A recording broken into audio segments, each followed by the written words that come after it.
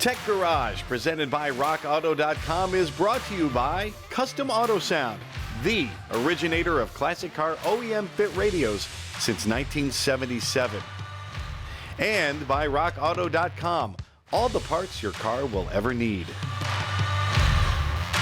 Welcome back to Tech Garage, presented by RockAuto.com. Last segment, we got the fans back into the Nissan van. We also got the radiator all hooked up. During the break, we put coolant in. That's probably the most important step. And we found the right coolant on RockAuto.com. Check your owner's manual. This is a specific coolant just meant for Asian vehicles. And of course, Rock Auto had that. Tom, we also found a code in the van, and it said airbag. And we looked a little further and realized it came down to this. This is a multifunction switch. And we thought we were sunk. We thought it was a dealer-only item, and we'd be in big trouble. But lo and behold, Rock Auto had it. You guys are amazing. Well, thanks. So there's a couple little things you wanted to show us about this piece. Yeah, the airbag and the horn button rotate with the steering wheel, and what they connect to is this clock spring that maintains the electrical connections. You want to be careful to leave this little lock on here that keeps this from rotating, because if it rotates too far, then when you put the steering wheel on, you'll tear the wiring out of this if it's not lined up where it should be. So leave this on until you are ready to install it. And if somebody's taken it off and rotated it, then rotate it carefully all the way one way till you feel some tension, and count the number of rotations, and then rotate it the other way and count the rotations, and then do half the number of rotations so it's centered again. So once again, when you put that steering wheel on, you don't tear the wiring inside. That's a good tip. And lots of good tips on RockAuto.com as well. Some helpful videos and things. We also found some things you can't find at your local parts store. Door handles like this, for example. Yeah, or at a junkyard, it'll be rusted out or missing. Right, so your best bet is go to RockAuto.com, and you can find that with no problem. And also with Rock Auto, you're not getting just some generic parts. You're getting a lot of the OEM parts that come from the manufacturer, Tom. Right, yeah, we have name brands, and we have the brands of the original equipment on a lot of vehicles. RockAuto.com has all the parts your car will ever need. They have all the parts we need for our Nissan.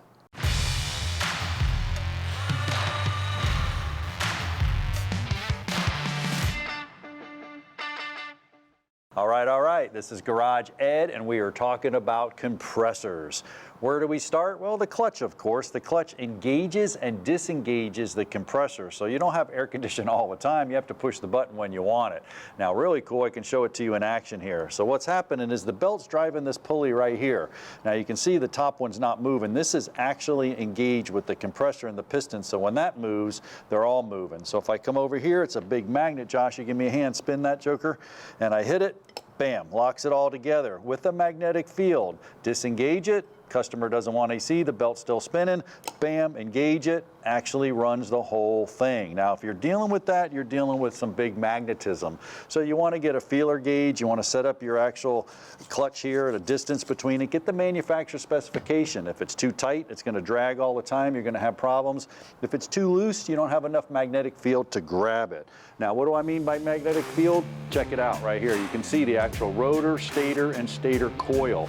It's a giant magnet, my friends, and it's actually pulling that plate down in there, and it's engaging it. But we need a compressor under there, Josh, so let's talk a little bit about compressors.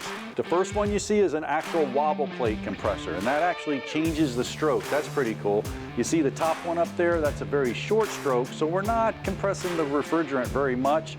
Maybe the coolant demand's not very high. Then on the lower one there, the stroke actually changes. Now, true Tech Garage Fasten, Josh, you cut one away for us, man. This is the coolest ever. Yeah, check out this cutaway. So right now, we have low demand, so we have a low stroke on our pistons.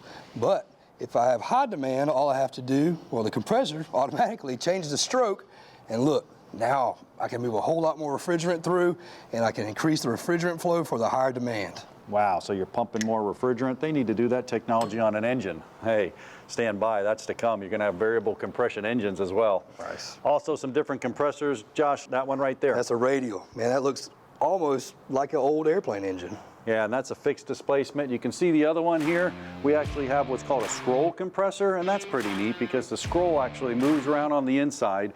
We take it from a big area to a low area, compressing it. Then over there you see the actual vane compressor. Now we use them in transmission pumps, power steering pumps, but vanes actually take it from a high area push it around to a tight area. That's once again pressurizing that refrigerant.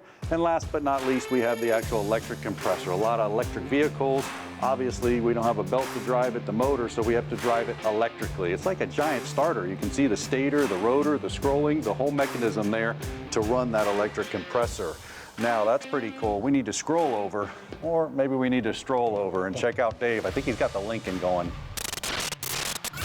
We've got our Lincoln Town Car just about buttoned up to put the new fan in. Benjamin and I reversed the process we did when John and I were taking out the fan. First of all, we took our new fan from rockauto.com, slid it in. There's a couple of slots on the bottom. We just had to slide the tabs from the fan in there. Once we got that in position, we were able to swing the fan up. Now you had to align the holes to get the bolts in at the top of the fan. A little tricky, but not a big deal. Once we got those in, Benjamin and I ran them both in. Then I could swing in the coolant reservoir. He swung in the power steering reservoir at the top. 2 bolts on top there.